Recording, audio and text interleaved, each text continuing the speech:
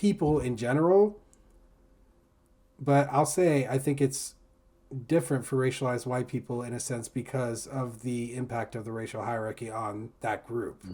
But like, you know, you have to introspect to find your values, you know? Some people end up choosing their values without their knowledge. You know, they're just kind of acting out their values. But like if you ask them to describe their values, they maybe couldn't do that because they probably have never actually consciously thought about it.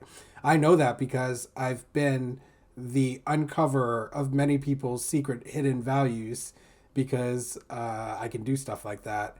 And and then they're just like stuck because they can't deny it, but they also don't want it. But they also know that they made the choice to have that value.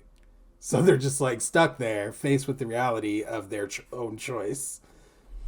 Did I tell you that I ran a social engineering experiment on my customers when I was working at Starbucks as a No, barista? but that doesn't surprise me whatsoever. Well, it was I mean, to keep it very short, we had a manager who was a tall, handsome Luke Cage looking motherfucker. And we were in one of the richest neighborhoods in San Francisco, and we get all these like rich, very well-to-do, seven-figure making motherfuckers coming in, being like, "Oh, hey, is dude here because he gives me free coffee because he doesn't like Starbucks." And yeah, it was literally because he didn't want them at the register because they were such a bunch of grumpy, dumb pieces of shit, even though they had money. And when he wasn't there, when he was in back, people would come up and they'd be like, "Oh, hey, is there another guy who's here?" And I'm like, "What?" And it would just be like the most pathetic attempt to try and describe a black guy without saying is he's a black guy. And I'd just be like, my autistic rep, okay, I'm gonna have to explain this to you because if I'm gonna say this accidentally, I need you to understand it very fundamentally. I am autistic and I identify with raccoons because I rub my hands together when I stim, and I also steal a bunch of people's trash. So, and also I'm super cute. Come on. But but when I say my raccoon brain, I think about it in my autistic sense. And like, so I anthropomorphize raccoons to affiliate them with what it's like to be just a troublemaker trying to navigate what the hell is happening out there. So in my head, I'm like, are these people trying to be racist? Are they trying to get free coffee? What's going on? I need to come to a conclusion for this. So I set up an experiment where anytime anybody asked for Justin, I would be like, if they couldn't say his name and they then I would just be like, oh, do you mean the manager, like, or the supervisor? And they'd be like, oh, I don't know if he's a supervisor. And I'd be like, he's like this tall, he's huge, he looks like Luke Cage, he's a comic book artist, he watches Street Fighter like 4 esports stuff. And I would list every fucking thing I knew about him. They couldn't tell me whether he had a beard, whether he wore glasses, whether he had a shaved fucking head. And then I would be like, oh, do you mean the black guy? And they'd be like, yeah. Oh, I got like 52 people like this. And it taught me a lot That about tracks. racism. Like, I love this story because it taught me so much about racism in the sphere of anyone who's racist. Like, we want to talk about Israel people being racist against Palestinians, against Arab people. I mean, they're all technically Arab people, aren't they? Like, the living in that region. But like, I know the influences, I know the differences, I know the differences in cultures for all of them. And so there's a lot of coalescing and overlapping and stuff. But because of the fundamental nature of the slave trade and its impact on the United States, it is fascinating seeing people being unable to describe a single fucking thing about another man unless it's his skin color. And they're supposed to be familiar enough with him that they're getting free coffee from him. Well, bro, these are the same people who say they're colorblind, that they don't see color. No, I mean, It's like the exact same like, people.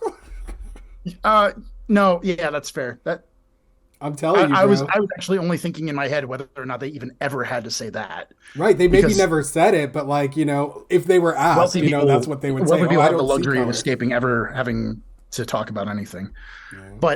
But it showed me very specifically that at the very beginning stages of this ability to use your imagination to imagine diplomacy, your imagination to be able to imagine that you are the same as these other people, that it is this counter to race, that it is a counter to the idea of race, is that in your head you're just one of them, you're just one of all of them. If you look at other people and you're just like, oh, just like me, just out here living, I mean, like, it shouldn't just be in your head. It's like actual reality, you know? So like yeah, yeah, but I'm once saying it's in like your if like head and it your matches identity reality. becomes that they're your brethren across the board, that every human that you come across is related to you, that they're your family, that they're part of you, that they're part of your tribe, that it's just everyone. And I realize that there have been a lot of people who have made that case, but I'm talking about it specifically to this point because in order to be able to do so, you have to know everyone well enough to be able to commit that idea to memory, to be able to commit that idea to practice. And so you already have to know enough about them to know that you do share a lot of commonalities between them. And that becomes this issue where you're like, hey, by the way, like, yeah, we both like esports. We both wear But glasses. hang on, We, hang we on. both I was just trying to say that like I think it's more important that it's actually true objectively. You know, yeah, yeah, I yeah. think that's the most important part of it because like ultimately the issue comes along where if people don't believe that that is objectively true, then it creates a conflict within reality. And that Yes. conflict is where all this crap happens. So So, so yeah. to that point, and in this specific scenario, like that's the fascinating thing about the discussion that you had with this other guy and this premise that I'm sharing about these Starbucks customers is that their identity in conjunction shifted, right? But it was their experience with another person that shifted that identity, where they identified with this person now because that's who they came to see. They had the practice of asking for him without even knowing his name because they didn't even commit that to memory. But this guy bonded with you and met up with you multiple times because you were the guy who served him as the agents of being able to go get this thing off his plate. And he needed you in order to be able to do this. So the person you became, and the reason you never fucking heard from him again, was that if you're Will Smith in a golf movie, the only thing important about you is that you helped him have his agency to get things ready and get it done. And the only thing about this guy to these customers wasn't that he shared glasses, that he shared a love of comic books, that he had like any qualities or characteristics. The thing he shared with them was that he gave them free coffee. That node of service to delight their days was what he was, and that's what he had in common with them, was that he gave them that. And it's I hope it's okay for me to say that, you know, the premise of that being like the magical Negro, like in movies, in art, in any of that stuff, like I was watching it happening in real time, and I was like, no, I'm going to humiliate the fuck out of these people by accident. And I It think sounded in a like it lot was of kind ways, of on purpose, but yeah. well, let's just say that I realized my own agency. And when I realized my own agency, I didn't stop. And I haven't stopped for the last 10 years. And that's, I think, in a lot of ways, like how I look at it. I changed how I behave now. My culture, my ability to be a white man in the space of being surrounded by all these other people that I need to respect, that I need to learn about them, and I need to learn about their lives, and I need to learn about what's going on with them so that I can find out, like, maybe they lost a fight that was really important to them, and that's actually why they're trying to fight me.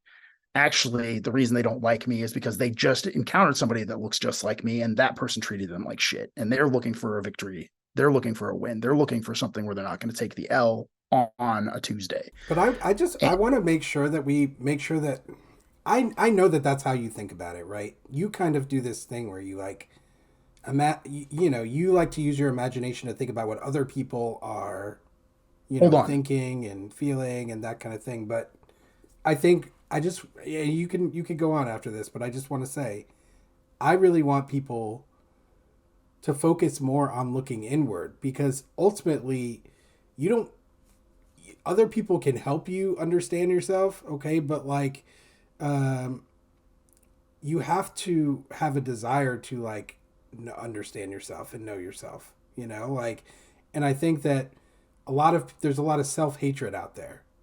So I do Oh, so I do believe that like being compassionate, like that's just something that like you shouldn't do it because of the impact it will have on someone else. You should do it because it's what you want to do. And so like I just mean that like you need to like come to that as a value for yourself, because if you think of it that other way, like ultimately it basically means it's not a true value.